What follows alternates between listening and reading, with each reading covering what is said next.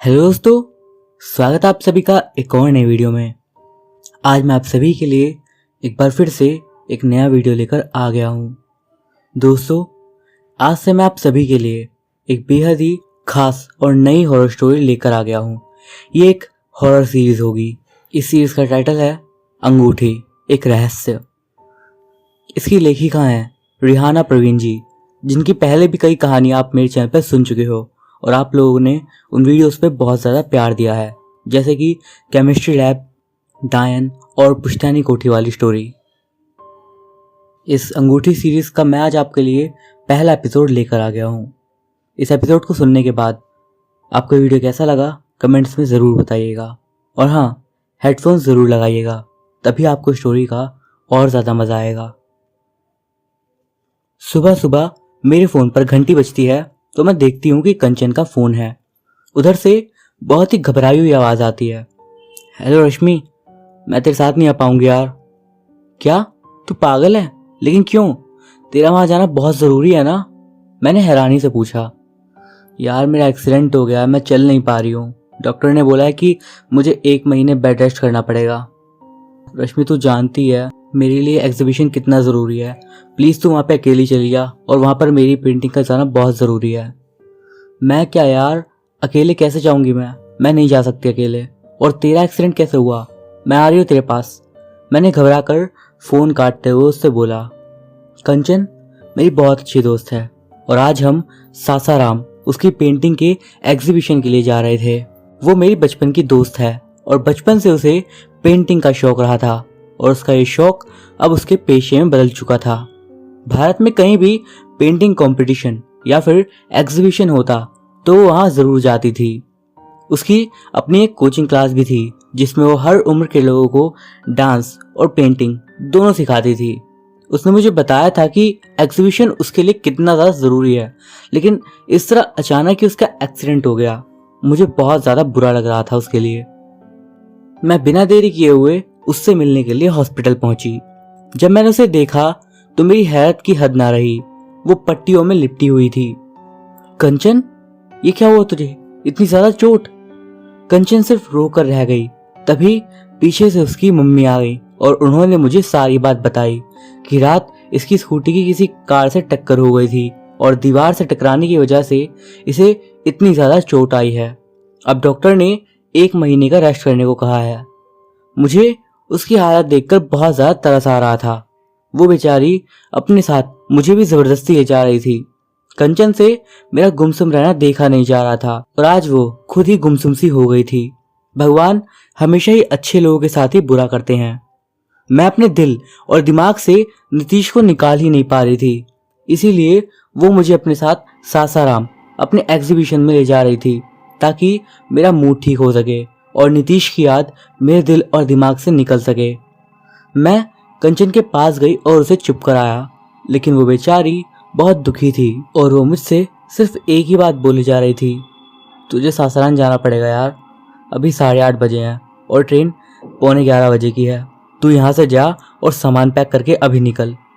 उसने मुझसे बहुत ज़्यादा मिन्नत करी तो मैं मना भी नहीं कर सकी और अकेले ही सासाराम जाने का फैसला किया। मैं वापस से अपने घर आई।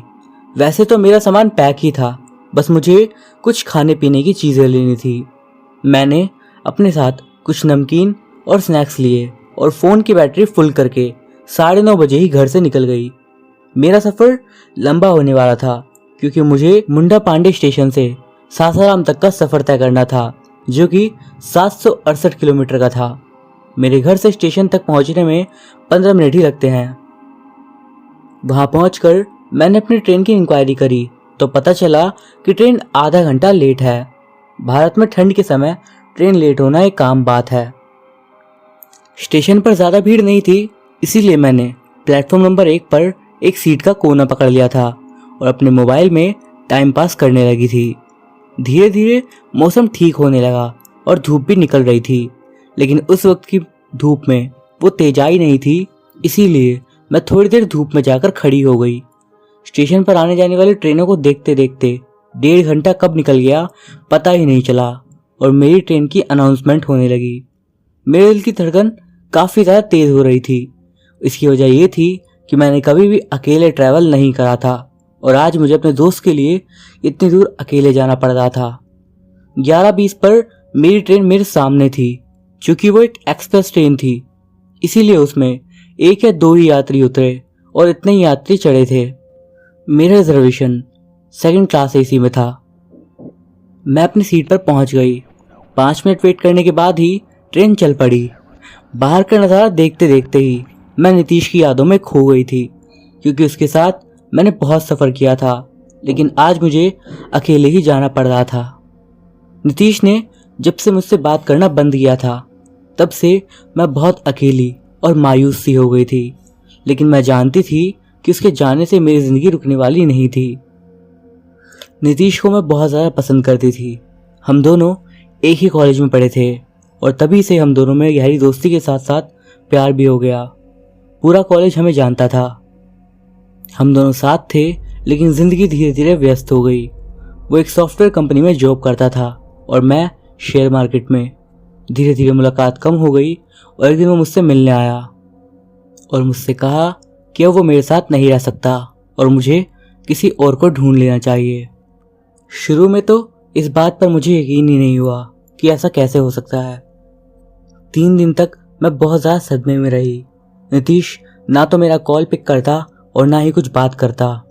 बाद में कंचन ने मुझे बुलाया और उसने मुझे बताया नीतीश किसी और से शादी कर रहा है और ये बात बिल्कुल सच है। उसके अंदर इतनी हिम्मत नहीं थी कि वो तुझे ये सब बात बताता।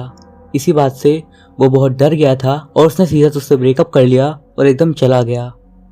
मुझे अपने कानों पर यकीन ही नहीं हुआ कि ये कैसे हो सकता है।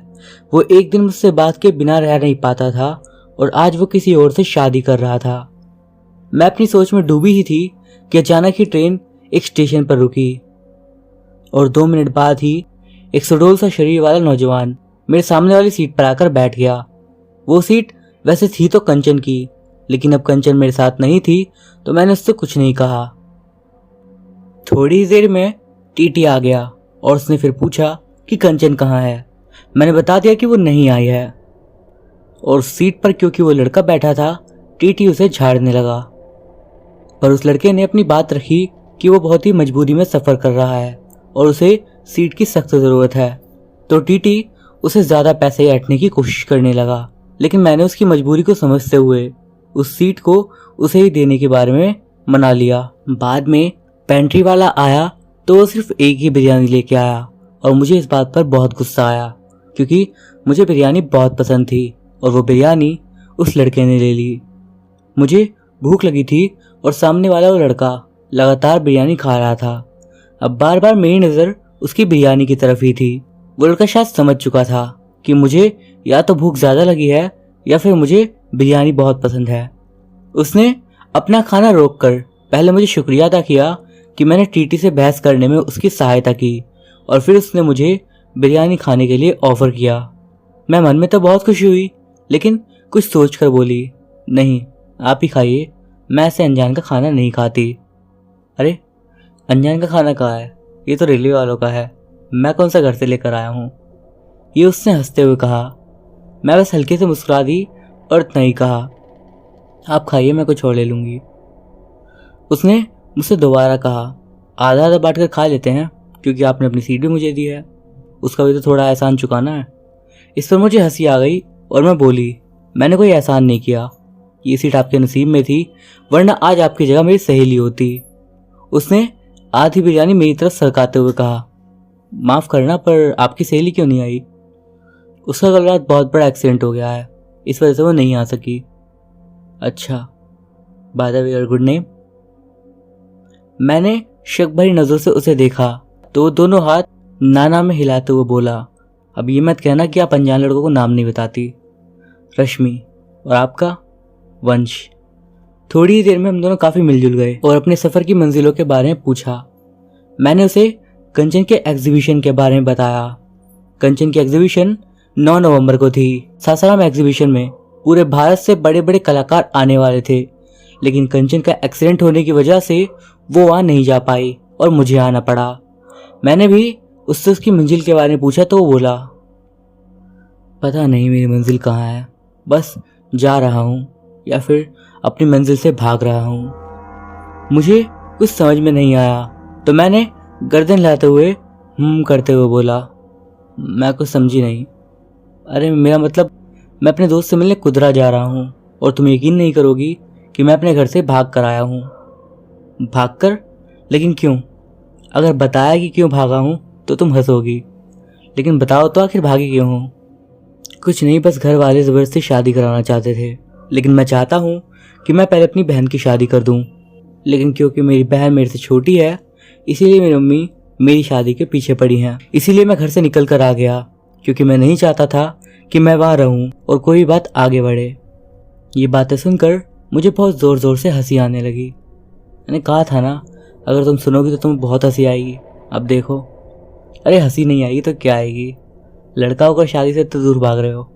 हाँ, अगर लड़की होती तो समझ में आ जाता, क्योंकि लड़की को ससुराल में जाकर झाड़ू पोछा करना होता है। मैंने उसका मजाक बनाते हुए कहा। बात करते करते यूं ही शाम के 7 बज गए और पेंट्री कार वाला हमारे बर्थ में आया। उसने सबसे पहले मेरे से ही ऑर्डर लिया।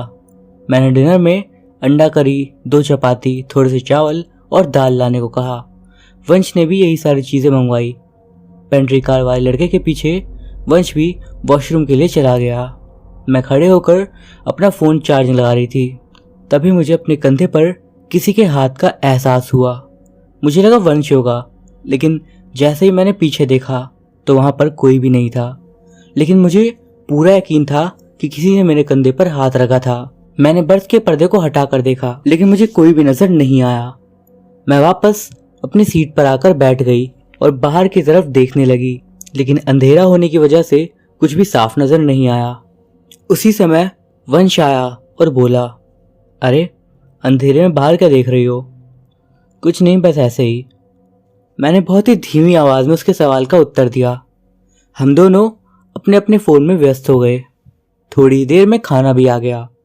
रात के 9 बजे तक हम दोनों ने खाना खाया और अपनी अपनी सीट पर लेट गए। रात करीब 1 बजे मुझे ऐसा अनुभव हुआ कि किसी ने मुझे आवाज लगाई। हल्की सी आंख खुली, लेकिन मैंने अनदेखा करा और फिर से सो गई। आंख बंद करते ही मुझे दोबारा किसी औरत के मेरा नाम पुकारने की आवाज आई।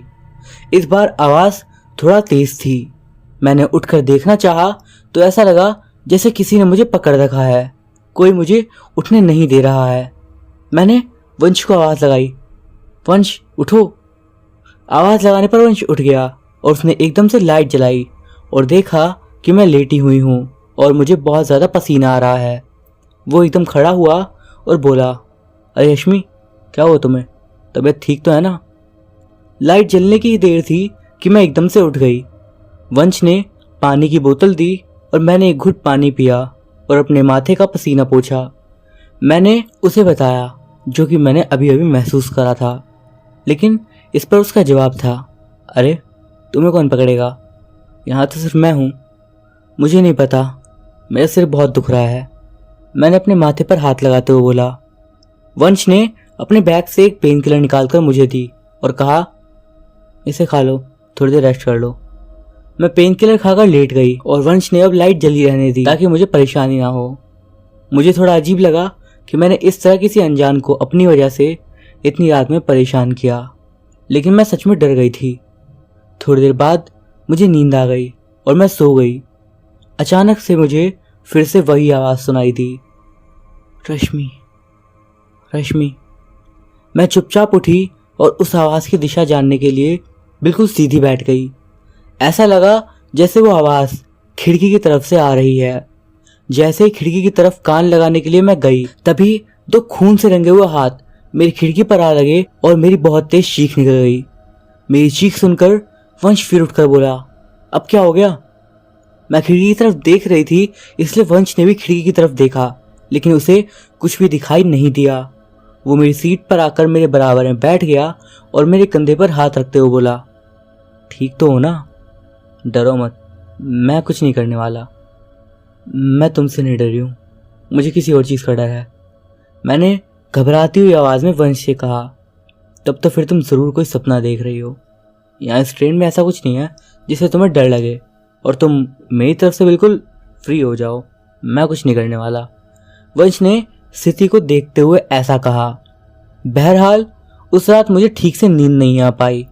मैंने उन चीज़ों को यही सोचकर भूलने की कोशिश की कि शायद अकेले सफ़र करने की वजह से ऐसा हुआ है। सुबह मैंने ट्रेन में ही नाश्ता किया। नाश्ते में 2 आलू के पराठे और आलू की सब्जी थी। वंश ने नाश्ते में सिर्फ चाय ली। अब पहले से अच्छा लग रहा है, मैंने अपनी गर्दन हाँ में हिलाते हुए कहा। वो शायद मैं अकेले कभी ट्रैवल नहीं करी हूँ इसलिए ऐसा हुआ। रात में ट्रेन शायद काफ़ी लेट हुई थी, इसीलिए सुबह के 8 बजे तक भी हम काशी नहीं पहुंच पाए थे, जहां हमें सुबह 4:30 बजे तक सासाराम पहुंच जाना चाहिए था। वहां अभी तक हम काशी भी नहीं पहुंचे थे। मुझे बहुत गुस्सा आ रहा था कि कंचन ने एक ऐसी ट्रेन में रिजर्वेशन करवाया है जो सिर्फ नाम की एक्सप्रेस है। जिस तरह से ट्रेन बार बार रुक रुक कर चल रही थी, उससे तो ऐसा लग रहा था कि मैं शाम तक ही सासाराम पहुंच पाऊंगी। सबसे अच्छी बात तो ये थी कि एग्जीबिशन के 4 दिन पहले ही मैंने अपना सफ़र तय कर लिया था, वरना एग्जीबिशन की तो लंका ही लग जाती। मैंने दोपहर का खाना यह सोचकर ऑर्डर नहीं किया कि क्या पता 1 बजे तक मैं वहां पहुंच जाऊं, और आखिर में ऐसा हुआ भी। 12:30 बजे तक ट्रेन कुदरा पहुंच चुकी थी। वंश बार बार मेरी तरफ आशा भरी आंखों से देख रहा था और अपना बैग उठाकर कभी यहाँ तो कभी वहां रख रहा था कि मैं उसे विदा दूं।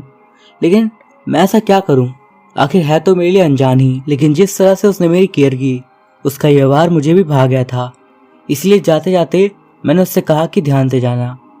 उसे ये सुनकर बहुत ज़्यादा खुशी हुई और उसने एकदम से मुझसे मेरा नंबर मांगा। नंबर के बारे में सुनकर मैं कुछ हिचकिचा गई। मैं थोड़ा गुस्से में बोली, नंबर का क्या करोगे? अरे तुम अकेले सफ़र पर जा रही हो ना, कुदरा से सासाराम ज़्यादा दूर नहीं है। अगर तुम्हें कोई ज़रूरत हो तो मैं तुम्हारे काम आ सकता हूँ। उसने अपनी बात को संभालते हुए कहा, ठीक है तुम मुझे अपना नंबर दे दो, अगर तुम्हारी ज़रूरत हुई तो मैं तुम्हें कॉल कर दूंगी। मैंने उसके जवाब में कहा। ये सुनकर वो थोड़ा मायूस सा हुआ था, लेकिन मैं ऐसे ही किसी को नंबर नहीं देने वाली थी। ट्रेन हल्के हल्के झटके लेते हुए रुक गई। वंश मुझे हाथ दिखाते हुए उतर गया। अब बस थोड़ी ही दूर पर मेरी मंजिल भी थी। मैं सासाराम के बारे में ज़्यादा नहीं जानती थी, इसीलिए मैंने नेट पर उसकी जानकारी सर्च करना शुरू करा। देविका प्रसाद महाविद्यालय में एग्जीबिशन का आयोजन था, जो कि सासाराम स्टेशन से आधे घंटे की दूरी पर था। ये जानकर मुझे कुछ तसल्ली हुई कि मुझे ज़्यादा इधर उधर भागा दौड़ी नहीं करनी पड़ेगी। अनजान शहर में अनजान जगह जाना इतना आसान नहीं होता है जितना हम सोच लेते हैं। जो लोग घूमते रहते हैं उनके लिए सफ़र करना ज़्यादा मुश्किल नहीं होता, लेकिन जब हम जैसे लोग बाहर जाते हैं, वो भी अकेले, तो उन्हें अच्छी खासी दिक्कत होती है। मुझे थोड़ी घबराहट भी हो रही थी कि यह सब अकेले मैं संभाल पाऊंगी या नहीं, लेकिन मुझे अपनी सहेली के लिए ये सब करना ही था। और तभी मेरा स्टेशन सासाराम आ गया और मैं भी अपना बैग लेकर उतर गई। बाहर जाकर मैंने ऑटो का पता किया कि मुझे देविका प्रसाद महाविद्यालय जाना है। कम दूरी के लिए भी ऑटो वाले ने काफ़ी ज़्यादा किराया मांगा, पूरे 200 रुपये। पहले तो मेरा दिमाग खराब हो गया, लेकिन उनके बहाने सुनकर मैं भी तर्रा गई। ऊपर से नया शहर, मैं कितना झेलती। मैं आखिरकार 200 रुपये देकर वहाँ पर पहुँची गई। वहाँ रिसेप्शन पे जाकर मैंने एग्जीबिशन की जानकारी ली, तो उन्होंने मुझे बताया कि 9 तारीख से एग्जीबिशन शुरू है और 3 दिन तक चलेगी। वहाँ बैठी औरत ने मुझसे पूछा कि आपने ऑनलाइन रजिस्ट्रेशन तो करवाया होगा। इस पर मैंने हाँ में गर्दन हिला दी और उसे एक प्रिंट हुआ एक कागज़ का पेपर दिखाया। उसने अपनी फॉर्मेलिटी पूरी करी और मुझे गुलाबी रंग की स्लिप दे दी। फिर मुझे 9 तारीख की सुबह 8 बजे बुलाया। मैंने वहाँ बैठी उसी औरत से यहीं आसपास किसी होटल के बारे में पूछा, तो उसने मुझे किसी धर्मशाला का पता बताया। मैं बिना देरी किए वहाँ पहुँची तो देखा वहाँ तो खचाखच भीड़ भरी हुई थी। इतनी थी कि वहाँ खड़ा होना भी भारी लग रहा था। इसीलिए मैंने किसी होटल में जाने का ही फैसला करा। 1-2 लोगों से पूछा तो उन्होंने मुझे छवि होटल के बारे में बताया, जो कि वहाँ से 15 मिनट की दूरी पर था। महाविद्यालय पहुँचने में परेशानी भी थी। मैं पूछते पाछते जैसे तैसे वहाँ तक पहुँची और वहाँ एक रूम लेकर ठहर गई। मेरे पास अब कल तक का वक्त था आराम करने के लिए, क्योंकि फिर 9 तारीख का पूरा दिन मुझे महाविद्यालय में ही रुकना पड़ता। मैं जाकर पहले फ्रेश होकर आई और थोड़ी देर झपकी लेने की सोची, लेकिन जैसे ही मैंने आंखें बंद करी तो मुझे रात की ट्रेन का वाकया याद आने लगा। बस फिर से मेरी आंखों की नींद गायब। न जाने मुझे ऐसा क्यों लग रहा था कि कोई मेरा पीछा कर रहा है या कोई मुझ पर नज़र बनाए हुए है। फिलहाल शाम को मैं खाना वाना खाकर सो गई। इस बार रात में दिन ठीक ठाक आई और अगले दिन मैंने महाविद्यालय के आसपास घूमने का फैसला किया और थोड़ी बहुत नॉलेज इकट्ठा करने का भी। 9 नवंबर 2017 को ठीक 8 बजे मैं देविका प्रसाद महाविद्यालय पहुंच गई थी। वहां सबको अपने अपने अलग अलग स्टॉल मिले थे और मुझे भी मेरा स्टॉल दे दिया गया। वहां मैंने कंचन की सारी पेंटिंग्स काफ़ी अच्छे ढंग से डेकोरेट कर दी थी।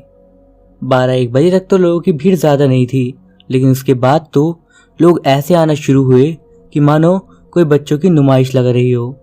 देखते ही देखते महाविद्यालय के मैदान में काफ़ी ज़्यादा भीड़ आ गई थी। जब कोई मेरे पास आता तो मुझे उस पेंटिंग से जुड़ी हर जानकारी उन्हें देनी पड़ती और जो लोग उसे ज़्यादा डीप तरीके से पूछते तो मुझे उनको कंचन के बारे में बताना पड़ता। कभी कभी तो एक साथ 4 या 5 लोग मेरे पास आते थे और तब मुझे काफ़ी ज़्यादा परेशान होती थी। उस दिन मुझे पता चला कि कंचन का काम आसान भी नहीं है। पहले पेंटिंग करो और फिर अगर एग्जीबिशन में जाओ तो इतने लोगों को एक साथ हैंडल करो। सच में काफ़ी सिरदर्द का काम है। लोग आ रहे थे और जा रहे थे। इसी बीच मुझे एक जाना पहचाना चेहरा नजर आया। वो मेरी तरफ ही आ रहा था। वह और कोई नहीं बल्कि वंशी था। उसे अपनी तरफ आता देख मैं थोड़ा घबरा गई। ये घबराहट क्यों हुई मैं नहीं जानती, जबकि मैं उससे पहले मिल चुकी थी। उसने आते ही मेरी तरफ हाथ बढ़ाया और मेरा हालचाल जानने की कोशिश करी। कैसी हो रश्मि, तुम्हारा एग्जीबिशन कैसे चल रहा है? मैं ठीक हूँ और सही चल रहा है, बस कभी कभी जब 4-5 लोग एक साथ आ जाते हैं तो थोड़ी दिक्कत होती है। लेकिन तुम यहाँ कैसे? तुम तो कुदरा में थे ना? मैंने उसके यहाँ आने की वजह पूछी। ये मत सोचना मैं तुमसे मिलने आया हूँ। कुदरा यहाँ से है ही कितना दूर और एग्जीबिशन में तो कोई भी आ सकता है। मैंने सोचा एक जान पहचान की लड़की वहाँ है तो क्यों ना वहाँ एग्जीबिशन देख लिया जाए। हो सकता है मुझे यहाँ कोई चीज़ पसंद आ जाए। उसने मुंह बनाते हुए कहा। अच्छा किया तुम आए। मैंने भी बेपरवाह होकर उसका जवाब दिया और अपने काम में लग गई। वंश वहाँ से चला गया था।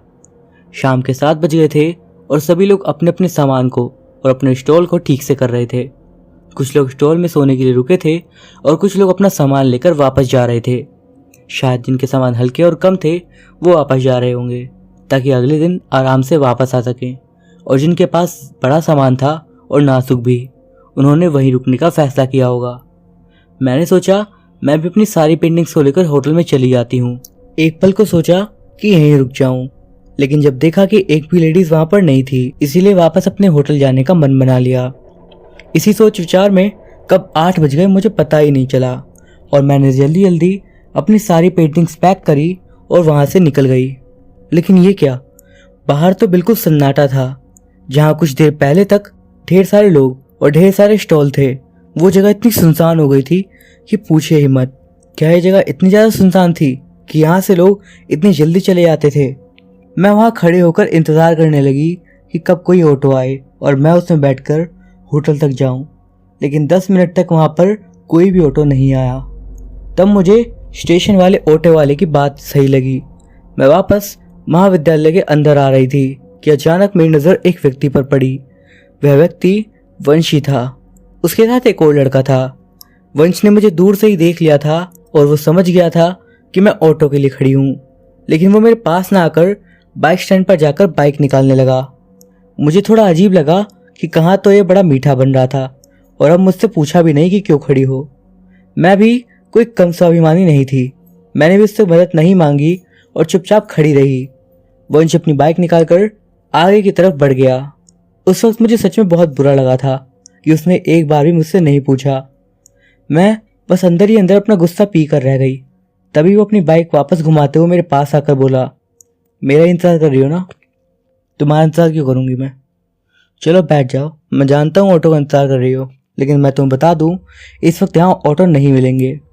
हाँ, 15-20 मिनट पहले होती तो ऑटो मिल सकते थे, क्योंकि यहाँ टाइम से ही चलते हैं और एग्जीबिशन की वजह से ऑटो चल रहे हैं, वरना वो भी नहीं चलते। वंश ने मुझे समझाते हुए कहा। मुझे भी उसकी बात ठीक लगी और मैं ज़्यादा कुछ बोले बिना उसकी बाइक पर बैठ गई। रात के अंधेरे में वो रास्ता बहुत भयानक लग रहा था। मुझे लगा कि मैंने उसके साथ आकर बिल्कुल सही किया, क्योंकि इतनी रात को अगर ऑटो ना मिलता तो मैं पैदल आती, और अगर ऑटो मिलता भी तो क्या वो आदमी सही होता? न जाने कितने तरीके के सवाल मेरे दिमाग में घूम रहे थे, लेकिन अभी 2-3 और भी काटने थे। वंश ने होटल के सामने बाइक रोक दी और मुझे उतरने के लिए कहा। मैं उसे थैंक्स कहकर अपने रूम में चली गई। एक कप चाय पी, फिर कंचन को फ़ोन करके आज की सारी बात बताई। उसे जानकर बहुत खुशी हुई कि मैं सही सलामत वहाँ पहुँच गई और सब कुछ ठीक से संभाल लिया। मुझे नींद नहीं आ रही थी, इसीलिए मैंने अपने मोबाइल में एक मूवी लगाकर देखने लगी और फिर बस मेरी आंख लग गई। तभी अचानक से मुझे वही आवाज़ दोबारा सुनाई दी, रश्मि। जैसे ही मुझे आवाज़ सुनाई दी, मैं हड़बड़ाकर एकदम से उठी और लाइट ऑन करी। कमरे में कोई नहीं था। मुझे समझ में नहीं आया कि मैं किससे कहूँ। मैं बिल्कुल अकेली थी। मैंने अपने घर पर अपनी मम्मी को फ़ोन लगाया, लेकिन उन्होंने फ़ोन नहीं उठाया। शायद वो सो चुकी थी, लेकिन यहाँ मेरी नींद उड़ गई थी। मेरी समझ में नहीं आ रहा था कि अभी नया ड्रामा आखिर है क्या। एक बार ख्याल आया कि वंश को फ़ोन लगाऊं, लेकिन फिर दूसरे ही पल सोचा कि मेरा नंबर उसके पास चला जाएगा। मैं अपने कमरे में ही इधर से उधर टहले जा रही थी। अब इस बात का डर लग रहा था कि कहीं फिर से आवाज़ ना आए। काफ़ी देर तक जब किसी की आवाज़ नहीं आई तो मैं अपने बिस्तर पर जाकर लेट गई। थोड़ी देर सोने के बाद मेरे कमरे का दरवाज़ा किसी ने खटखटाया। मैं एक ही बार में उठ गई क्योंकि नींद ज़्यादा गहरी नहीं थी, लेकिन इतनी रात को मेरे होटल के रूम में कौन आया होगा। खैर, मैं उठी और बाहर जाकर दरवाज़ा खोला तो बाहर ज़मीन पर एक कागज़ पड़ा था। उसे उठाया और खोल कर देखा तो मानो उसमें अलग ही भाषा के कुछ अक्षर या शब्द लिखे थे। मैं उन्हें समझ नहीं पा रही थी। मैंने सोचा शायद कोई मस्ती कर रहा होगा, तो उस कागज़ को मैंने अपने कमरे के कूड़ेदान में फेंक दिया और वापस सो गई। जब सुबह उठी तो अपने टेबल पर वही कागज़ देखा। मुझे बड़ा अजीब लगा और मैं भागकर कूड़ेदान की तरफ गई। वहाँ देखा तो कागज़ कूड़ेदान में नहीं था। ये कैसे हो सकता है? मैंने तो खुद इसे मोड़कर कूड़े में फेंका था, फिर ये एकदम सीधा होकर यहाँ टेबल पर कैसा आया? मैं अपना सिर पकड़कर कुछ देर ऐसे ही बैठी रही। फिर जब टाइम देखा तो सुबह के 7 बज गए थे। मैं जल्दी जल्दी तैयार होकर महाविद्यालय के लिए निकल गई। रात भर की घटनाओं के बारे में सोच सोच कर सिर दर्द कर रहा था। इधर इन पेंटिंग्स की अलग टेंशन थी।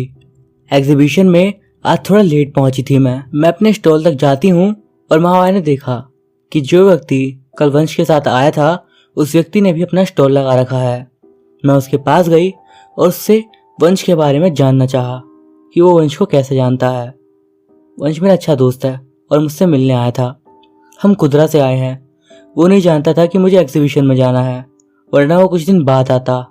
लेकिन तुम कैसे जानती हो उसे? वंश मेरा भी दोस्त है।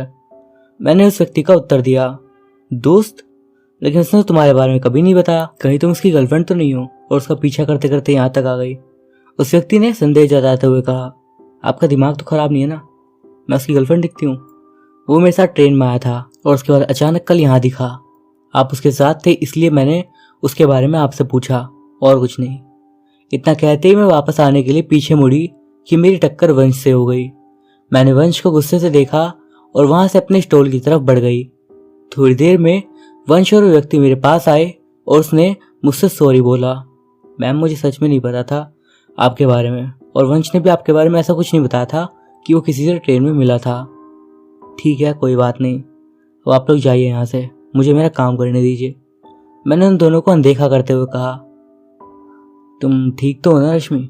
कुछ परेशान सी नजर आ रही हो। वंश ने मुझसे पूछा। हाँ बिल्कुल ठीक हूँ, मुझे क्या होगा, बस आज ठीक से सो नहीं पाई थी, थोड़ी थकान है, मैंने हंसकर जवाब दिया। वंश के साथ वाला व्यक्ति वहां से चला गया और वंश वहीं मेरी स्टॉल पर काफ़ी देर तक खड़ा रहा। जब ज़्यादा लोग एक साथ आते तो वंश मेरी मदद करने लगता और फिर बाद में अपने मोबाइल में कुछ करने लगता। जाने अनजाने में वो मेरी मदद कर रहा था। मुझे उसका इस तरह से मदद करना अच्छा लग रहा था, लेकिन मैं उससे एहसान नहीं लेना चाह रही थी। आज शाम 6 बजे ही मैं अपना स्टॉल बंद करके होटल की तरफ जाने लगी। तभी पीछे से वो आया और बोला, छोड़ दूं? नहीं, आज तो ऑटो है। मैंने उसे हंसकर जवाब दिया। मैंने ऑटो किया और उसमें बैठकर जाने लगी। थोड़ी दूर पहुंची ही थी कि मैंने देखा वंश बहुत तेज बाइक चला रहा है और उसका एक्सीडेंट हो गया है। मैं जोर से चिल्लाई और अपने हाथों से अपना चेहरा ढक लिया। ऑटो वाले ने एकदम से ऑटो रोका और पूछा, क्या हुआ मैडम, क्या हुआ? मैंने सामने इशारा करते हुए उंगली दिखाई और धीरे धीरे जैसे जैसे मैंने अपना हाथ अपने चेहरे से हटाया तो मैं ये देखकर दंग रह गई कि सामने तो कुछ भी नहीं था और बिल्कुल साफ रोड थी। उस ऑटो वाले ने सामने देखा तो बोला, क्या हुआ मैम, क्या देख लिया आपने? मैंने अपने चारों तरफ देखा और ऑटो वाले से कहा, कुछ नहीं, बस तुम जल्दी चलो यहाँ से। ऑटो वाले ने अपने कंधे उचकाए और वहां से आगे चलने लगा। मेरे मन में एक बार ख्याल आया कि मैं वंश को फोन करके पता करूं कि वो ठीक है या नहीं। मैंने अपने बैग से फोन निकाला और उसे कॉल कर दिया, लेकिन वंश ने मेरा फोन नहीं उठाया। मुझे थोड़ी घबराहट सी होने लगी। मैंने दोबारा कॉल किया तो इस बार उसका नंबर बिजी जा रहा था। अब मेरे मन की घबराहट तेज हो रही थी। तब तक मैं होटल में पहुंच चुकी थी। फोन चार्जिंग पर लगाकर मैं वॉशरूम में चली गई और जब वापस आई तो देखा मेरे फोन की घंटी बज रही थी और ये वंश का ही फोन था। मैंने बिना देरी के कॉल उठाया और पूछा, ठीक हो ना? हाँ मैं ठीक हूँ, तुम कौन? मैंने पहचाना नहीं। उधर से आवाज आई। मैंने चुपचाप फोन काट दिया। मुझे समझ नहीं आ रहा था कि एक दिन और कैसे काटूंगी मैंने हनुमान जी को याद किया और ऐसे ही सो गई। रात के करीब 1 बजे मुझे बहुत जोर से भूख लगी। अपने बैग में मैं स्नैक्स ढूंढने लगी। मेरे बैग में खाने के लिए कुछ भी नहीं था। इतनी रात में बाहर भी नहीं जा सकती थी। मैं पानी पीकर ही वापस लेट गई। आज रात भी वो आवाज फिर से मुझे सुनाई दी। रश्मि। किसकी आवाज थी? कौन है जो मुझे 3 दिन से परेशान कर रहा है? जब से घर से निकली हूँ तब से मेरे साथ अजीब घटनाएं हो रही हैं। मन में यही सोचकर मैंने उस आवाज को अनदेखा किया और अपने बिस्तर पर वैसे ही लेटी रही। अचानक मेरा बेड अपने आप जोर जोर से हिलने लगा। एक पल के लिए तो मुझे लगा जब मानो भूकंप आ गया हो, लेकिन ऐसा कैसे हो सकता है? सिर्फ बेड हिल रहा था। मैं झट से खड़ी होकर कॉरिडोर की तरफ भागी और उस पूरी रात मैं सो नहीं पाई। मैंने उस रात कंचन को फोन किया और इन सारी घटनाओं की जानकारी उसे दी। वो मुझसे बोली, तू अकेली है शायद इसलिए तुझे ऐसा लग रहा है। बस एक दिन की बात और है यार, तू वापस यहीं पर आ जियो, फिर ऐसा कुछ नहीं होगा। परेशान मत हो और जाकर सो जा। मैं थोड़ी देर में अपने रूम में वापस आ गई। अब सब कुछ नॉर्मल था, लेकिन जब सुबह उठी तो मुझे काफी ज्यादा बुखार था, इतना तेज कि मैंने आज स्टॉल ना जाने का फैसला किया और बिस्तर पर ही लेटी रही। सुबह के 11 बजे वंश का कॉल मेरे फोन पर आया। हेलो रश्मि। हाँ। वंश कॉल पर आवाज पहचान चुका था। आज स्टोर में नहीं आई? आज लास्ट डे है, वंश ने पूछा।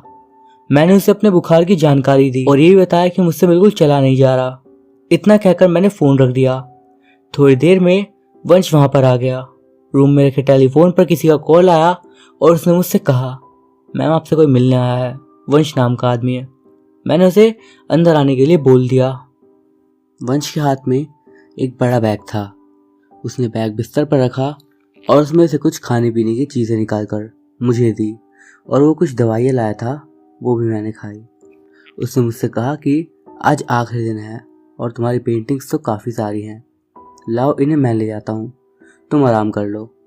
मैंने सोचा कि जब ये इतनी मदद कर रहा है तो इससे अच्छी बात क्या होगी कि अनजान शहर में कोई तो है जो मुझे जानता है। वंश को इतनी फिक्र थी और वो मेरे लिए दवाइयाँ और खाना भी लाया था, इसलिए मैंने उसे सारी पेंटिंग्स दे दी। वो शाम 7 बजे तक वापस होटल आया और उसने मेरा बुखार चेक किया। मेरा बुखार पहले से कुछ कम था लेकिन खत्म नहीं हुआ था। उसने मुझसे पूछा कि तुम वापस घर कब जाओगी? कल शाम की ट्रेन है, परसों सुबह तक पहुंच जाऊंगी। मैंने उसको जवाब दिया, लेकिन तुम्हारी तबीयत तो अभी ठीक नहीं हुई है, तो तुम कल कैसे जाओगी? एक काम करो, मेरे साथ कुदरा चलो। यहाँ से हम वैन से जा रहे हैं और 3 दिन बाद मैं भी अपने घर लौट जाऊंगा, तो मेरे साथ ही चलना। वंश ने मुझे समझाते हुए कहा, अरे नहीं, इतनी तकलीफ उठाने की ज़रूरत नहीं है, मैं कल तक ठीक हो जाऊंगी। ठीक है, तुम्हारी मर्जी। किसी लड़की का एक अनजान व्यक्ति पर यकीन करना इतना भी आसान नहीं है। मैं समझ सकता हूँ, लेकिन अगर तुम्हें कोई परेशानी हो तो मुझे बुला लेना। मैंने हाँ में गर्दन हिलाई और वंश वहाँ से चला गया। मुझे अचानक से रात की बात याद आ गई। आज मेरी आखिरी रात थी यहाँ पर। अगर आज मेरे साथ कुछ ऐसा वैसा हुआ जो पिछली 2 रात से हो रहा था तो मैं क्या करूँगी? वैसे भी मैं 2 रातों से ठीक से सोई नहीं थी, 2 नहीं 3 रात से। मैं जल्दी से उठी और नीचे की तरफ भागी। सामने देखा तो वंश अपनी बाइक स्टार्ट कर रहा था। मैंने जल्दी से आवाज़ लगाई, रुको। उसने पीछे देखा और मेरे पास वापस आया। कुछ भूल गया क्या मैं? नहीं, बात यह है कि मैं तुम्हारे साथ चलती हूँ। क्यों नहीं, मैं भी तो तुमसे यही कह रहा था। तुम्हें अकेले में परेशानी होगी इसीलिए। मैं जल्दी से ऊपर गई और अपना सारा सामान पैक किया और वंश के साथ चली गई। महाविद्यालय के पास एक वैन खड़ी थी। उसमें ड्राइवर और वंश का वही दोस्त बैठा था जो यहाँ पर एग्जीबिशन में आया था। वंश ने मेरा सारा सामान वैन में रखवाया और हम दोनों भी वैन में जाकर बैठ गए। लगभग 1.5 घंटे में हम कुदरा पहुंच गए। कुदरा में उसके दोस्त कमल का फार्म हाउस था जो कि सासाराम एग्जीबिशन में गया था। कमल और वंश के साथ मैं भी उसके पीछे पीछे चली गई। फार्म हाउस बहुत सुंदर था। रात में भी चारों तरफ लाइट ऐसे जल रही थी जैसे दीपावली हो। कोई पूरी रात बैठकर भी काट ले वहां पर। अंदर जाकर कमल ने हम तीनों के लिए चाय बनाई और तीनों ने थोड़ी बहुत बात करी। वंश ने मुझे अपना कमरा दे दिया और खुद कमल के साथ उसके कमरे में सोने चला गया। अगले दिन सुबह सुबह मेरा सिर बहुत भारी हो रहा था। मैं लगभग 10 बजे उठी और बाहर जाकर देखा तो वंश और कमल बैडमिंटन खेल रहे थे। कमल ने मुझे देखा और बोला, अरे आप उठ गई? मैं नाश्ते का इंतजाम करता हूँ, आइए इतने बैडमिंटन खेलिए। मैंने मन ही मन सोचा, बड़ा ही अजीब इंसान है, सुबह उठते ही मुझे बैडमिंटन खेलने के लिए बोल रहा है। मैं उसे अनदेखा करते हुए वापस चली गई। मेरे पीछे पीछे वंश आया और उसने मेरी तबीयत के बारे में पूछा। बुखार तो मुझे कम है लेकिन सिर भारी है। अपना सिर दोनों हाथों से मैं पकड़ते हुए बोली, ठीक है डॉक्टर के पास चलते हैं। नहीं नहीं ठीक हो जाएगा। तभी कमल नाश्ता लेकर आया और बोला, रात में नींद तो ठीक से आई ना? मैं 1 मिनट के लिए सोच में पड़ गई क्योंकि रात मुझे किसी भी तरह की कोई दिक्कत नहीं हुई। जो आवाज़ मुझे 3 दिन से आ रही थी वो नहीं आई और ना ही कोई दूसरी हलचल हुई। इसीलिए मैंने हाँ में सिर हिला दिया। नाश्ता करने के बाद मैं थोड़ी देर बगीचे में टहलने लगी। अब मैं काफ़ी अच्छा महसूस कर रही थी। तभी कमल मेरे पास आया और उसने मुझसे पूछा, तुम 3 दिन बाद वंश के साथ ही वापस जाओगी ना? नहीं, मैं सोच रही हूँ कि आज ही चली आऊँ। अब तो मेरी तबीयत काफ़ी बेहतर है। ठीक है, मैं इसलिए पूछ रहा था क्योंकि आज मैं और वंश शेरगढ़ किला घूमने जाने वाले हैं। अगर तुम्हें साथ चलना हो तो बताओ। कमल ने मेरी राय जाननी चाहिए। उसी समय मेरा फ़ोन बजा तो कंचन की कॉल थी। मैं कॉल रिसीव करके उससे बात करने लगी। कब तक आएगी तू? कंचन ने पूछा। 3 दिन बाद आऊँगी। 3 दिन बाद क्यों? वहीं दिल लग गया क्या? नहीं, आज मैं शेरगढ़ किला जाने वाली हूँ। क्या? अकेले कैसे? नहीं, मैं अकेली नहीं हूँ, और लोग भी हैं जो जा रहे हैं। चलो अच्छा है ये तो। कंचन ने मेरी बात पर खुशी जताई। लेकिन ये क्या? मैंने अचानक से इन लोगों के साथ जाने के लिए हाँ कैसे कह दिया? मैंने अपने मन में विचार किया। तभी पीछे से कमल ने कहा, ठीक है जल्दी से तैयार हो जाओ, हमारे पास ज़्यादा समय नहीं है और वापस भी आना है। मैंने हाँ में सिर हिलाया और अपना हैंडबैग ले आई। वो लोग बिल्कुल तैयार बैठे थे जैसा कि मेरा ही वेट कर रहे हो। हम लोग उसी वैन में जाकर बैठ गए जिससे यहाँ आए थे। शेरगढ़ का किला सासाराम के पास ही है। मैंने वैन में बैठकर वंश से पूछा, अगर तुम लोगों को वहीं जाना था तो सासाराम से वापस क्यों आए? रात वहीं रुक जाते और वहीं से चले आते। हाँ जा तो सकते थे लेकिन एग्जीबिशन की वजह से मैं बहुत थका हुआ था और दूसरी चीज़ हमारे पास कैमरा नहीं था। वहाँ मैं किसी खास वजह से ही जा रहा हूँ। वहाँ मुझे कुछ फ़ोटोज़ लेनी है ताकि अगले एग्जीबिशन के लिए तैयार कर सकूँ। हाँ वो किला बहुत पुराना है और अब उसकी कोई देखभाल भी नहीं करता है। गाड़ी चला रहे ड्राइवर सुमेश ने कहा। मैंने हामी भरते हुए कहा, वही किला ना जो शेरशाह सूरी ने बनवाया था? हाँ अब बहुत हालत ख़राब है उसकी।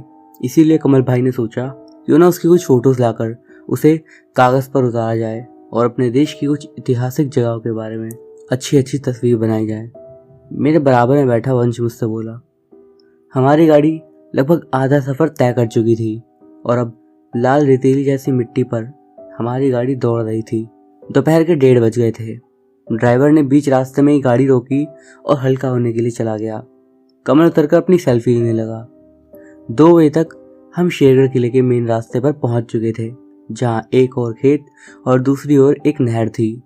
उस नहर के बराबर में शेरगढ़ का किला था जो पूरी तरह जंगल से ढका हुआ था और बहुत ही ऊंचाई पर था। यहाँ मुझे अपने अलावा और कोई नजर नहीं आ रहा, ना ही पैदल जाते हुए ना ही किसी सवारी पर। हम अकेले जा रहे हैं क्या? मैंने उन लोगों से पूछा। अरे कोई कैसे जाएगा, रास्ता इतना खराब है और दूसरा इतनी दूर है। ड्राइवर सुमेश बोला। अब हमारी गाड़ी एक ऐसे रास्ते पर मुड़ चुकी थी जो कि काफी संकरा था, जिसके दोनों ओर सिर्फ जंगल थे। ड्राइवर सुमेश ने गाड़ी एक साइड में खड़ी की और ज़रूरत का सामान सभी को लेने के लिए कहा और यहाँ से पैदल ही किले तक जाने के लिए बोला।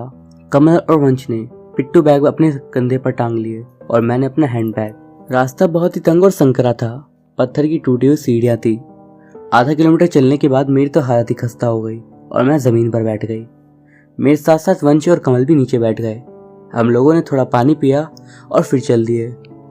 अभी और कितना चलना है? बस थोड़ा सा और फिर पहुंच जाएंगे। 15 मिनट बाद हम उस किले के मेन दरवाजे पर पहुंच चुके थे, जिसकी हालत बहुत ही खस्ता हो गई थी। इस किले के बारे में सुना था कि इस किले में बहुत सारी सुरंगें हैं। ये वही किला है जहाँ शेरशाह सूरी और उसके परिवार का कत्लेआम कर दिया गया था। देखने में बिल्कुल भूतिया खंडर लग रहा था। मैंने सुना है यहाँ रात में कोई नहीं आता। कमल बोला, रात क्या, दिन में भी कोई नहीं आता। कोई हमारे अलावा दिख रहा है क्या?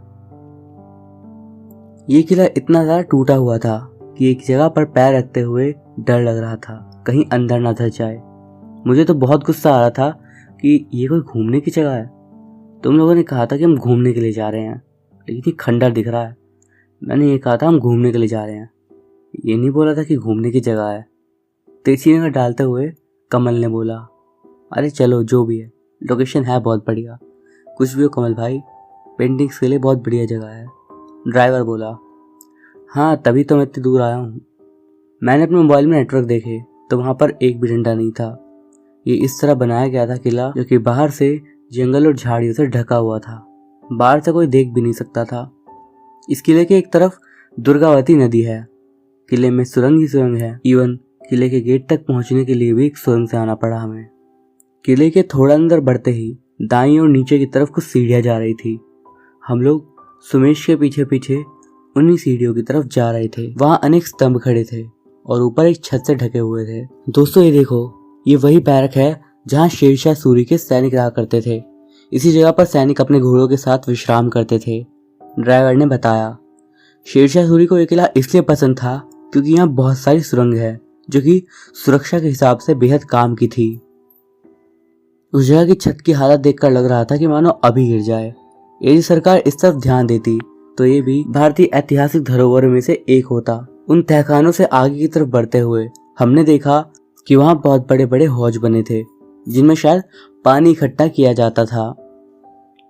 कमल ने कुछ फोटोज उस हौज और स्तंभ की ली और हम वापस ऊपर की तरफ गए। मैं बहुत थक गई थी, इसलिए एक जगह बैठकर मैं थोड़ी नमकीन खाई और पानी पिया। कैसी लगी जगह? यार मुझे तो लग रहा है मैंने यहाँ आकर गलती कर दी। कुछ देखने लायक है ही नहीं। अगर ठीक से देखा जाए तो बहुत कुछ है। हमारे पुराने भारत की बहुत सी यादें हैं जिन्हें हम संभाल कर रख नहीं पाए। तुम बात तो ठीक कह रहे हो, लेकिन ये किला शहर से काफी दूर है। शायद यही वजह है कि यहाँ पर कोई आता नहीं है। चलो ऊपर चलकर देखते हैं ऊपर क्या है। कुछ फोटोज लेंगे फिर वापस चले आएंगे। हम दोनों भी ऊपर की तरफ बढ़ने लगे। ऊपर की ओर का रास्ता बेहद खतरनाक था। वैसे तो मैंने कम हील वाली सैंडल पहन रखी थी, लेकिन फिर भी मुझे डर था कि कहीं मेरा पैर फिसल ना जाए, क्योंकि सीढ़ियाँ टूटी फूटी थी। ऊपर जाने के लिए साइड में जो दीवार थी वो भी खोखली थी। वंश मेरे पीछे पीछे चल रहा था। मैं आराम से सीढ़ियों पर चल रही थी, तभी मेरा पैर फिसला और मैं 2 सीढ़ियाँ पीछे गिर गई। वो तो अच्छा था कि वंश ने मुझे थाम लिया। थोड़ा संभल कर मैंने उसकी पकड़ से खुद को आज़ाद कराना चाहा, लेकिन वो मुझे छोड़ना ही नहीं चाह रहा था। मैं थोड़ा खांसी ताकि उसका ध्यान मेरी तरफ से हटे, क्योंकि वो एकटक मेरी आंखों में देख रहा था। उस वक्त मुझे काफ़ी अजीब सा महसूस हुआ। खैर वंश मेरा हाथ पकड़कर ऊपर की तरफ ले जाने लगा। ऊपर जाकर हमने देखा तो सिर्फ झाड़ियाँ ही झाड़ियाँ थी और एक जगह किले नुमा छतरी थी, वो भी बहुत बुरी हालत में। वहां जाकर देखा तो इस किले के बारे में जो सुना था वो सच था। हम ऊपर की तरफ से पूरे 10 किलोमीटर का दायरा साफ तौर पर देख सकते थे। अमेजिंग यार, क्या जगह है। शाम के 5 बज चुके थे। वो लोग फोटो लेने में व्यस्त थे और कुछ सेल्फी भी ले रहे थे। फिर मैं पत्थर पर बैठ गई और अपनी सेल्फीज आगे पीछे करके देखने लगी। एक सेल्फी मेरी बहुत अच्छी आई थी, उसमें पीछे का पूरा बैकग्राउंड दिख रहा था। मैं उस फोटो को जूम करके देखने लगी, तभी मेरी नज़र पड़ी पीछे एक खड़ी बूढ़ी औरत पर। मैंने अपने मोबाइल से नज़र हटाकर अपने आसपास देखा तो वहाँ कोई नहीं था। मैंने वापस मोबाइल में देखा तो अब मेरी फोटो बिल्कुल ठीक थी। जूम करके भी देखा, कोई नहीं था। अजीब ही धोखा हुआ था आंखों को।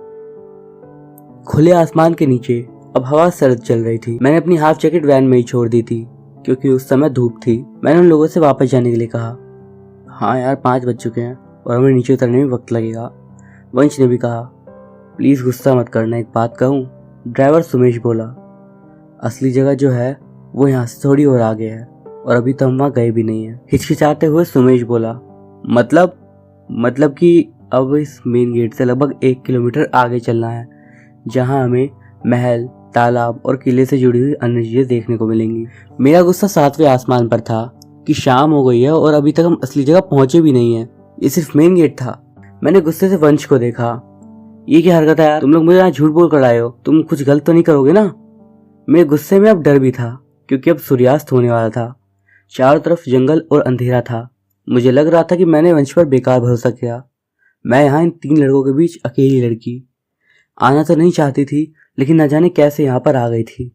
देखो, अगर हम आज यहाँ रुक जाएं, तो हम कल तक अपना काम पूरा निपटा लेंगे, क्योंकि आगे का किला बहुत बड़ा है।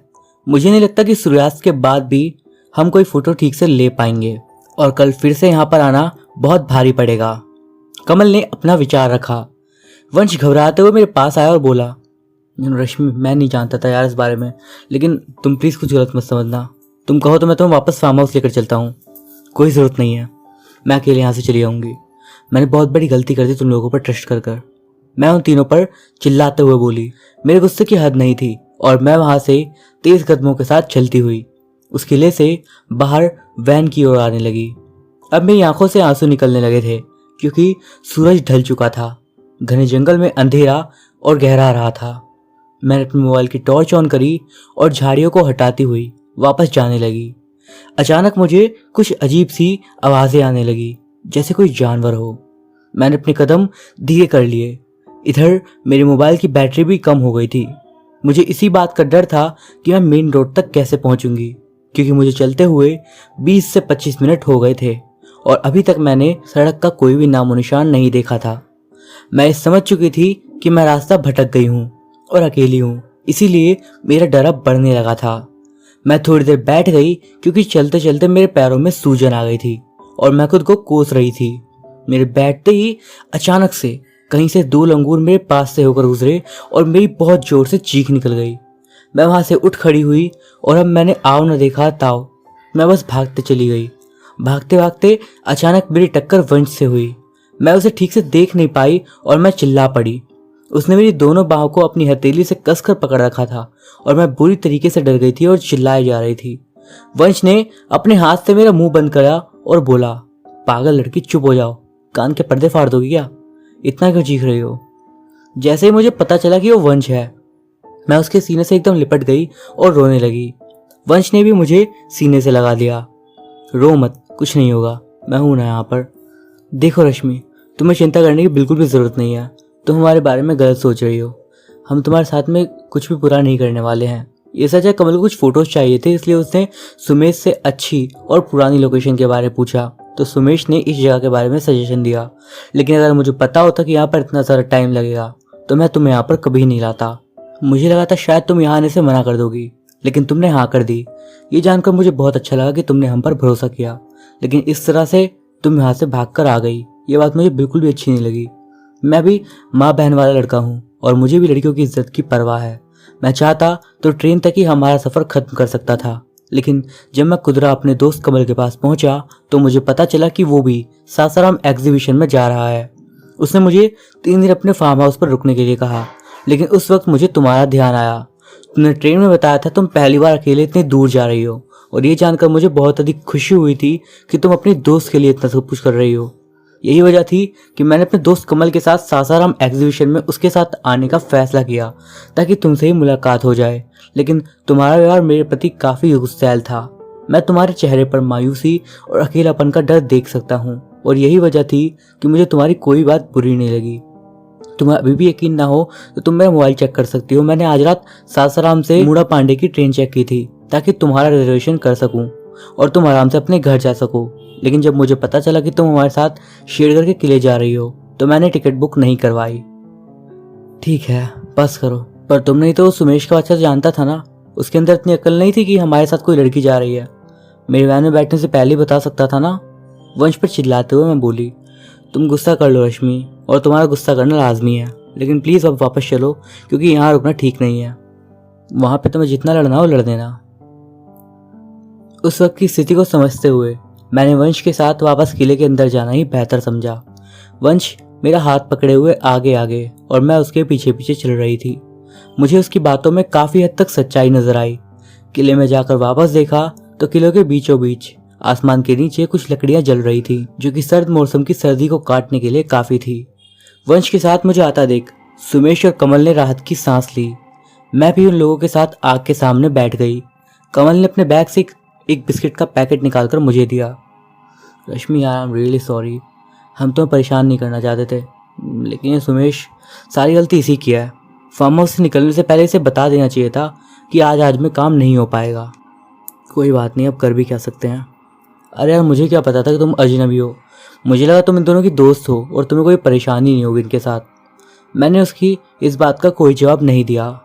मुझे वॉशरूम के लिए जाना था, लेकिन चारों तरफ जंगल था। मैं बस इतना कहकर उठी कि मैं अभी आ रही हूँ। शायद वो लोग समझ चुके थे, इसलिए उन्होंने हाँ में सिर हिला दिया। सुमेश ने अपना मोबाइल टॉर्च के लिए मुझे दे दिया। मैं किले के बाई तरफ जहाँ तहखाना है वहाँ पर कोई खाली जगह ढूंढने लगी। तभी अंधेरे में मेरा पैर एक पत्थर से टकराया। नीचे ज़मीन पर काफ़ी सूखे पत्ते गिरे हुए थे। जैसे ही मैं नीचे गिरी, वो सूखे पत्ते आगे की ओर खिसक गए और ज़मीन से एक हल्की नीले रंग की रोशनी निकली। मैंने देखा कि वह कोई मोती जैसी चीज़ थी, जो बिल्कुल जुगनू की तरह रात के अंधेरे में चमक रही थी। मैंने उसे उठाया और घुमा कर देखा तो मुझे उस अंगूठी का नग लगा, जो मुझे उस दिन मुंड्रा पांडे स्टेशन पर मिली थी। हाँ, ये उसी दिन की बात है जिस दिन मैं सासाराम के लिए अपने घर से स्टेशन जाने के लिए निकली थी। मैं काफ़ी तेज़ कदमों से चल रही थी कि मेरे पैरों के नीचे कुछ चुभा। मैंने अपना पैर भी झाड़ा, लेकिन वो मेरी सैंडल से अलग नहीं हुआ। मैंने वहीं खड़े होकर अपनी सैंडल को हाथ में लेकर देखा तो वो किसी अंगूठी का पिछला हिस्सा था। मैंने उसको अपने हाथ से हटाकर एक साइड फेंक दिया। जब मैं स्टेशन की सीढ़ियों पर पहुंची तो वो अंगूठी का पिछला हिस्सा मुझे फिर से दिखाई दिया, लेकिन उसमें कोई नग नहीं था। लेकिन फिर भी वो बहुत ज़्यादा आकर्षक लग रहा था। चारों तरफ छोटे छोटे सफ़ेद रंग के नग थे जो कि चमक रहे थे। अंगूठी का पिछला हिस्सा बिल्कुल नया लग रहा था। आकर्षक होने की वजह से मैंने उसको अपने बैग में डाल दिया था। किले में मिले उस चमकदार नग को देखकर मुझे उस अंगूठी वाले पिछले हिस्से की याद आ गई। ये नग उस अंगूठी के पिछले हिस्से में बिल्कुल फिट बैठ जाता, ऐसा मैंने अंदाज़ा लगाया। जल्दी से वो नग मैंने अपनी जीन्स की पॉकेट में डाल लिया और वहाँ से चली गई। थोड़ी देर बाद वापस आकर देखा तो वंश और सुमेश सो चुके थे। कमल वहीं बैठे आग की लकड़ियों को सुलगा रहा था। मैं आग के पास जाकर बैठ गई और मैं अपनी बाहों को बार बार सहला रही थी क्योंकि मुझे ठंड लग रही थी। कमल मेरे पास आया और अपनी जैकेट उसने मुझे दे दी। आज बिना ब्लैंकेट के सोना पड़ेगा, इसके लिए मुझे माफ़ कर देना। मैंने उसकी जैकेट ले ली क्योंकि मुझे ठंड बर्दाश्त नहीं हो रही थी और उसे शुक्रिया बोल दिया। थोड़ी देर में बाकी सब भी सो गए, लेकिन मुझे उस नग के बारे में सोचकर नींद ही नहीं आ रही थी। उन लोगों के सोने के बाद मैंने अपने बैग से अंगूठी का वो पिछला हिस्सा निकाला और अपनी पॉकेट से उस नग को निकालकर उस अधूरी अंगूठी में लगाया, जो कि पूरी तरह से उसमें फिट हो गया। ये देखकर मैं हैरान रह गई और मुझे बहुत ज़्यादा खुशी हुई क्योंकि अब ये अंगूठी बहुत ज़्यादा सुंदर लग रही थी। उत्साहित होकर मैंने वो अंगूठी पहन ली। अंगूठी से मैं नज़र हटा ही नहीं पा रही थी। न जाने कब वहीं बैठे बैठे मेरी आंख लग गई, मुझे पता ही नहीं चला। सुबह का समय, चिड़ियों की चहचहाहट और सूरज की हल्की हल्की किरणें घर के आंगन में आ रही थी। एक साफ रंग की खड़ी नैन नक्श की लड़की, सुनहरे लंबे बाल और अच्छी कदकाठी, जिसका नाम देविका है, अपनी छोटी छोटी बकरियों के बच्चों के पीछे भाग रही है जैसे उनके साथ खेल रही हो। हालांकि देविका उन मेमनों को खेतों में जाने से रोक रही थी। देवू, जल्दी कर, रानी हमारा इंतजार कर रही होंगी। देविका की माँ ने उसे आवाज़ लगाई। देविका अपने साथ एक कपड़ों की पोटली लेकर अपनी माँ के पीछे आई। वो दोनों रानी द्वंदु के पास जा रही थी। रानी द्वंदु नहीं, शेरशाह सूरी को बिहार में साम्राज्य स्थापित करने में उनकी मदद करी थी। रानी देविका और उसकी माँ को एक थाल में कुछ वस्तुएं देती है और उनसे कहती है, इन्हें संभाल कर रोहतासगढ़ तक पहुंचा देना और उनसे कहना कि हमारी तरफ से एक छोटी सी भेंट है। जी रानी, आप निश्चिंत रहें, देविका की माँ कहती है। वो दोनों तांगे पर बैठकर रोहतासगढ़ के लिए निकल जाती हैं। 4-5 घंटे बाद वो दोनों वहां पहुंच जाती हैं। किले के मुख्य दरवाजे पर 2 सिपाही खड़े थे। देविका और उसकी माँ के पहुंचते ही वो 2 सिपाही उनका रास्ता रोककर उनसे पूछते हैं कि वो लोग कौन हैं और किस लिए आए हैं। देविका रानी के बारे में अब सिपाहियों को बताती है और वो थाली दिखाती है जो रानी ने रोहतासगढ़ के राजा एवं रानी को भेंट के लिए दी थी। सिपाही उस थाली का जायजा लेता है और उन्हें अंदर जाने की अनुमति देता है। उस समय रोहतासगढ़ के महाराजा श्री प्रताप नृपति थे। देविका और उसकी माँ राजा से मिलते हैं। जब राजा को पता चलता है कि वो लोग शेरगढ़ से आए हैं तो वो इनका मान सम्मान करते हैं। हालांकि देविका और उसकी माँ शेरगढ़ की मात्र दासियां थी, फिर भी उन्हें काफी सम्मान दिया जाता है। संध्याकाल होने के कारण राजा देविका और उसकी माँ को आज रात रोहतासगढ़ में रुकने के लिए कहते हैं। देविका और उसकी माँ राजा की अनुमति का पालन करती हैं और उनके कहने पर वहीं रुक जाती हैं। अतिथि के लिए राजा नृपति के महल में एक अलग स्थान था जो कि किले के मुख्य दरवाजे से सामने की ओर ही था। देविका और उसकी माँ उस कमरे में चले जाते हैं और वहां रोहतासगढ़ की कुछ अन्य दासियां आती हैं। देविका को वो जगह बहुत अच्छी लगती है, इसलिए वो किले के आसपास घूमने के लिए चली जाती है। देविका के साथ अन्य दासियां भी जाती हैं। रोहतासगढ़ किला अपने आप में बिहार प्रांत का सर्वाधिक बड़ा किला माना जाता है। अतिथियों के कक्ष के पीछे सैनिकों के प्रशिक्षण की व्यवस्था थी, जहां कुछ सैनिक अपना प्रशिक्षण कर रहे थे। ये सब देखकर देविका बहुत उत्साहित थी और कुछ देर वहीं उन सभी सैनिकों को देखती रही। थोड़ी देर वहां बिताने के बाद वो आगे की ओर जाती है, जहां एक झील थी। उस झील में रानी व उनकी पुत्री नहाया करती थी। देविका झील के पास जाती है। उस झील के आसपास का सौंदर्य देखने लायक था। वो वहां मंत्रमुग्ध हो जाती है। वो किला इतना बड़ा था कि 24 घंटे में वो किला आसानी से घूम भी नहीं सकती थी और कुछ स्थानों पर जाने की अनुमति भी नहीं थी क्योंकि वो एक दासी थी। देविका वापस अपने कक्ष की ओर आती है। वहां उसकी मुलाकात रोहतासगढ़ के जहांगीरदार के बेटे देवोश्याम से होती है। देवोश्याम खुले मैदान में चिड़ियों को दाना दे रहा था। तभी उसकी नज़र देविका पर पड़ती है। वो उसको एकटक देखता ही रह जाता है। वो इतनी ज़्यादा सुंदर थी कि कोई भी उसे देखकर उसकी सुंदरता में खो जाए। इसी बीच देविका जाकर एक चिड़िया को पकड़ लेती है और देवोश्याम ये देखकर हैरान हो जाता है कि इसने बिना जाल के चिड़िया पकड़ ली। देविका देवोश्याम के पास जाकर कुछ दाने उठाती है और अपने हाथ में ही उस चिड़िया को दाने खिलाने लगती है। उसको अपने इतना पास पाते हुए देवोश्याम एकदम खड़ा हो जाता है और देविका को देखकर मुस्कुराने लगता है। उसको मुस्कुराता देख अपना परिचय खुद देती है। हम शेरगढ़ से आए हैं, मेरे साथ मेरी माँ भी आई हैं और राजा प्रताप नृपति ने हमें आज रात यहीं रुकने के लिए कहा है। हाथ जोड़कर देविका उसका सत्कार करती है। देवोश्याम भले ही वहां के जहांगीरदार का बेटा था, किंतु वो भी किसी राजकुमार से कम नहीं था और सबसे बड़ी बात, वो राजा प्रताप नृपति के पुत्र राजकुमार रुद्र प्रताप का मित्र था। देवोश्याम हर काम में निपुण था, इसलिए राजा प्रताप भी उसे बहुत पसंद करते थे। रुद्र प्रताप और देवोश्याम जब साथ रहते थे तो मित्र कम और भाई ज्यादा लगते थे। सूर्यास्त हो गया था और देविका वहां से चली गई थी, किंतु देवोश्याम का मन देविका को देखकर नहीं भरा था। वो देविका के पीछे पीछे गया, किंतु उसे वो कहीं नहीं दिखी। उठो रश्मि, चलना है कि नहीं? वंश ने तेज आवाज के साथ रश्मि के कानों में कहा।